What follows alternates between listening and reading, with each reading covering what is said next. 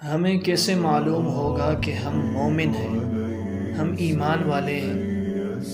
رسول اللہ صلی اللہ علیہ وسلم نے ارشاد فرمایا، اذا سرتک حسنتک وساءتک سیئتک فانت مؤمن، کہ جب تیری نیکی تجھے خوش کر دے اور تیرا گناہ تجھے غمگین کر دے، تیری برائی تجھے غمگین کر دے، تو یہ سمجھ کہ تو ایمان والا ہے۔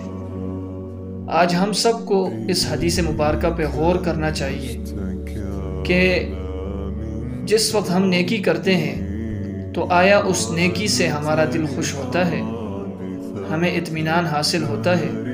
جب ہم گناہ کرتے ہیں تو آیا اس گناہ پر ہم غمگین اور نادم ہوتے ہیں یا نہیں؟ اگر ہماری کیفیت اس طرح کی ہے جس طرح حدیث میں رسول اللہ صلی اللہ علیہ وسلم نے ارشاد فرمایا ہے، تو ہم یہ سمجھ لیں کہ ہم ایمان والے ہیں۔